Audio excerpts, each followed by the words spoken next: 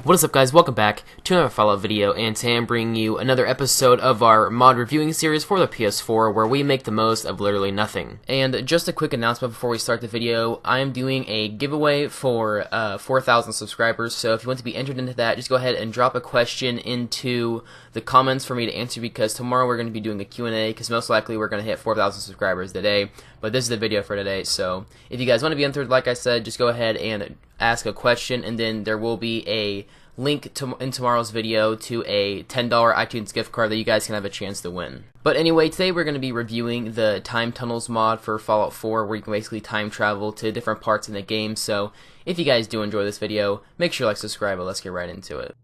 With my two fists divine, but I'm going nowhere. Oh, yeah, I'm the type of guy that likes to roam around. So the Time Tunnel PS4 mod was created by Gaz Arts, and basically the description of this mod says, "It was long ago theorized by the boys at the Institute that the effects of splitting an atom could potentially tear apart small holes in our universe. This belief, along with the unlimited funding, allowed the Institute to locate one of these holes at the ruins of Sanctuary Hills, using expertise in their theoretical physics to manage and create a doorway to the past." So like I said, the time tunnels can be found basically in the area of Sanctuary Hills, and they can have a marker on your map where you can fast travel to them just as quickly. And if you go down to the bridge here, or walk down to like the bank area, you can see that there is going to be 5 doors with 5 pathways leading to them. And the places that these will lead to is, the first door is going to be a tunnel to Sanctuary Hills, the second one is the Institute, the third one is the Railroad HQ, the fourth one is the Purred Wood, and the fifth one is Pre-War Vault 111. So I'm going to be starting at the right, which is Sanctuary Hills, and just making my way over as the video goes on. So once you enter the door, you're going to come to this little tunnel here, and it's going to be look like a little bit like the Institute, and you're going to see a guy in here, and his name is Applegates. You can actually start a quest with him, but it says that there is subtitles required for it, so if you want to do that, you're going to have to turn that on the settings. Also, in this place, there's going to be a whole bunch of fusion cells and stuff like that for it. I don't really know why, but go through the door again. It's going to look really trippy and stuff, and once you do that, you're going to be at Pre-War Sanctuary just before the actual nuclear bomb goes off. Now, I'm not really going to go too in-depth on this whole thing, just because I went pretty in-depth just on Pre-War Sanctuary in my previous video of top 5 mods. If you guys didn't see that, you can actually check it out. I will put a link in the description or at the end of the video if you do want to see it. There are a lot of interesting things in here that aren't actually, that you don't really notice inside of the game whenever you're playing it, but one thing I do want to go try out is one thing I didn't try in the video, is where if you go past this bridge here and like past all the people, there's going to be like a really glitched out vertibird, but if you go past that even more, it's going to be like really distorted and stuff like that, because you aren't actually meant to go back here in the original first mission of the campaign. If you go back here, it's going to be really super low quality, and you can see like a whole bunch of buildings in the background. And obviously those are really far away, so I want to go back and look at it myself to see what they look like. And as you can see here, like there's no more green anymore, it's all like a whole bunch of wasteland stuff. But you do actually get to like an edge when you go to the end here, where it just kind of like ends.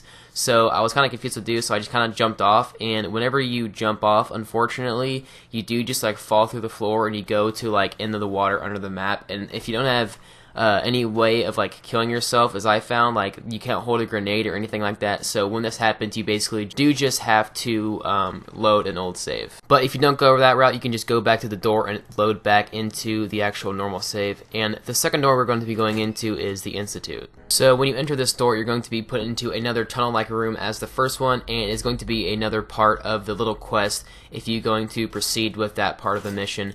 But if you look at a whole bunch of these lockers here, there's just going to be a whole bunch of useful stuff, such as like ammo and weapons and stuff like that, a whole bunch of random things on the desk and stuff. And like there's also this like huge ass like coffee maker, I guess. I don't really know what it looks, but that's what it looks like to me. Also, there's going to be a whole bunch of really helpful things in these lockers, like I was saying.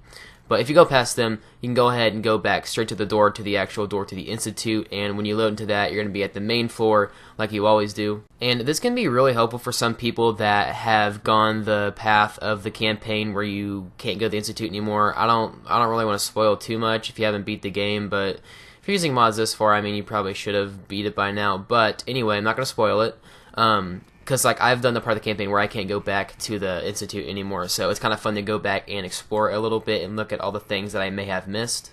And this can be really helpful for some people that have gone the path of the campaign where you can't go to the Institute anymore. I don't really want to spoil too much if you haven't beat the game, but if you're using mods this far, I mean, you probably should have beat it by now. But anyway, I'm not going to spoil it. because like I've done the part of the campaign where I can't go back to the Institute anymore, so it's kind of fun to go back and explore a little bit and look at all the things that I may have missed. And at some part of these places, you can even go to like find things that you may have missed in the campaign, where you like have special legendary weapons that you may have missed, or other stuff like that. And they did not certainly forget anything in this mod, because you can go back to very far parts of the Institute, such as where I am now in like the air ducts. If you go to this spot where the actual main reactor of the Institute is, which is really cool. I would stay away from it though, because there's a lot of radiation. The third door is going to be the Railroad HQ, and when you go through that, the tunnel that's going to be here is another looking weird tunnel that's going to be a part of it, the NPC quest, I'm guessing. I haven't really done it.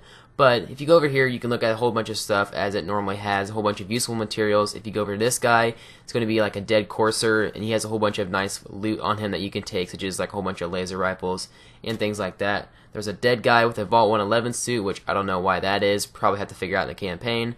But if you go past all that, you can go ahead and go into the door to go to the actual HQ. Now, this is probably the most useless one out of all of them, just because I'm pretty sure even though like you finish the campaign, you can still go to the site. But one thing I noticed was that I forgot to actually get the railway rifle, so that kind of helped me out just because I never actually got it in the actual campaign, so now I have it. But it is kind of cool going back and just looking at all the stuff that you can get and all that stuff that you probably may have missed whenever you were actually doing the campaign, because there's a whole bunch of just like Med-X, stim packs, and just other stuff like that in here that you can pick up while you're in here. But even though this is a mod and you're just like teleporting to this location, you can still like go into the tunnels surrounding it, and there are places around like that where their like getaway tunnel is and the actual entrance to it. But like I said, it's not really that interesting just because you can go to it anyway, but I guess it's kind of a cool to go back into the game and see all the stuff there is, because there's also like, I've also noticed a whole bunch of things that I never would have noticed inside of the game, but nothing that's really too crazy that I would recommend you would just like have to see. But when you're done looking, just go back to the door. I actually got lost in here and couldn't find the door for like at least a good 5 minutes. So the next door we have is the Purred Wood, and this is actually cooler than you would actually think it would be. It's the Purred Wood, but it actually isn't like the Purred Wood that you would think it is, because if you like stay with the Brotherhood your whole time, you can go there anytime you want, but there's actually more than you think. So once you enter here, there's going to be a whole bunch of people again. I'm guessing it's for the little quest you do, but I didn't do that. So if you go over here, there's actually a whole bunch of things in the steamer trunks and things like that, such as armor, weapons, and ammo, and things like that.